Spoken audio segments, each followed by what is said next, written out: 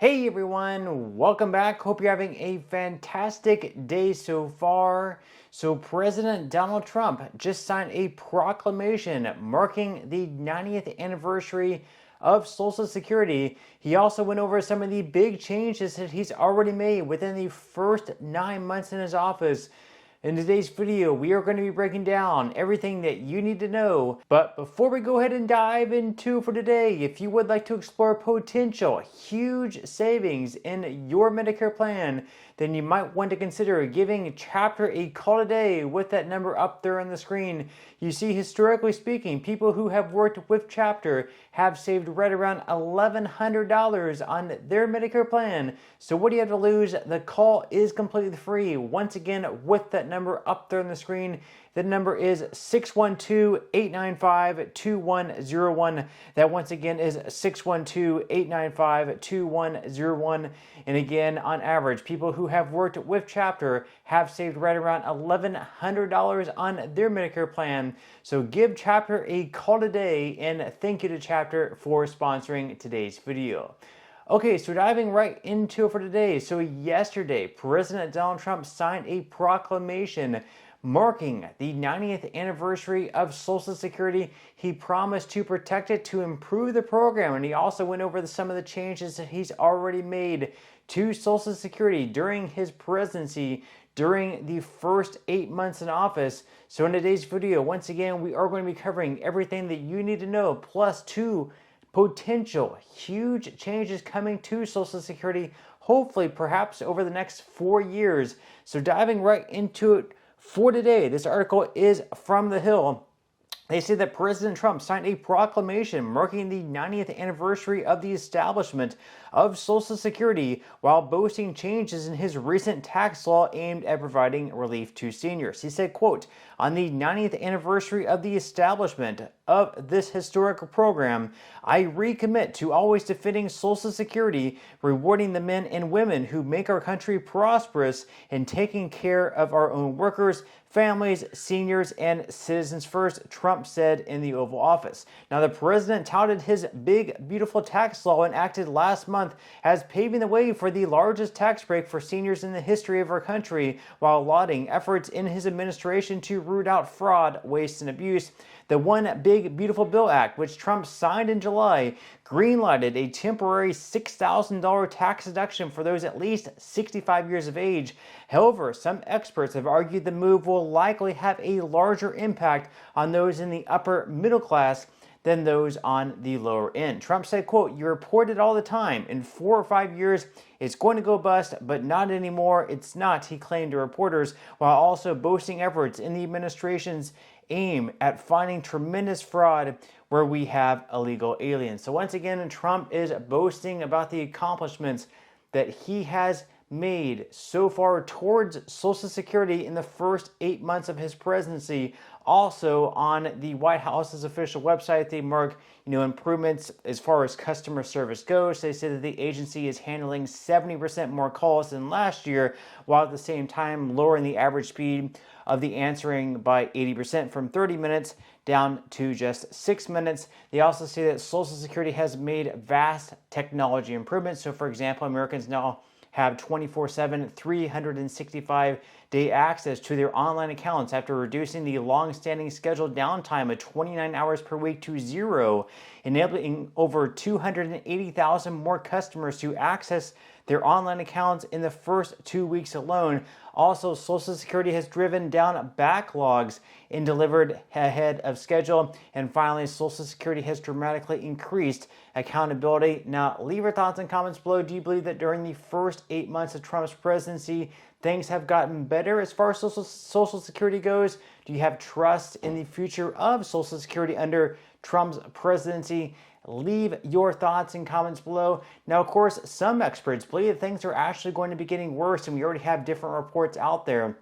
This is something that has been going on over the last decade, and the clock is just slowly ticking down to 2032 through 2034, when unfortunately the Social Security Trust Fund looks like it might just be going insolvent if lawmakers do not act soon. So according to CNBC, 90 years ago, President Franklin D. Roosevelt signed the Social Security Act, which created the program that now sends monthly benefit checks to millions of Americans, including retirees, disabled individuals, and families. But by the time the program celebrates its centennial, benefits may not look the same as today's Social Security payments.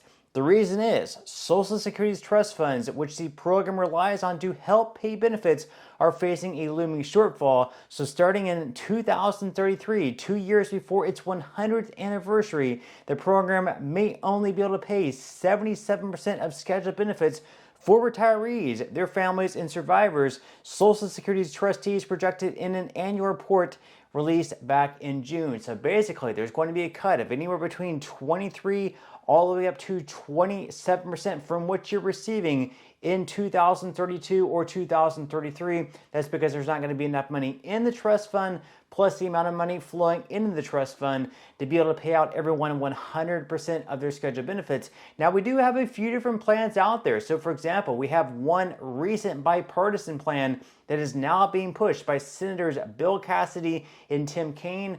Cassidy is a Republican, Kaine is a Democrat. They're trying to get other Democrats and Republicans behind this plan. Basically, what they're doing is they're taking $1.5 trillion, they're investing that in a sovereign wealth fund and letting that grow over 75 years. And they're hoping with a 10% annual growth in its investment that they have enough there to be able to pay off any type of difference in what they have to borrow to continue paying everyone 100% of their scheduled benefit.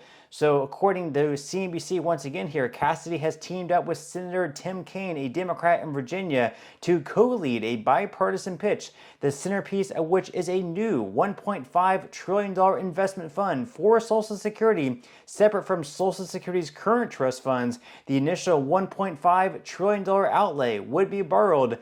Because the money would be held in escrow and could be liquefied, it would not increase the national debt. Also, the funds would be invested more aggressively than Social Security's current trust funds, which are invested in U.S. Treasury securities, because those investments are backed by the full faith and credit of the U.S. government. They are secure. However, the average rate of return over a 1-year period was around 2.5% in 2024. In contrast, the S&P 500 has returned an annual average of around 10%, though those results vary from year to year. So you're looking at a pretty big difference there. If you're looking at just, Treasury securities, you're only getting 2 to 3% from those.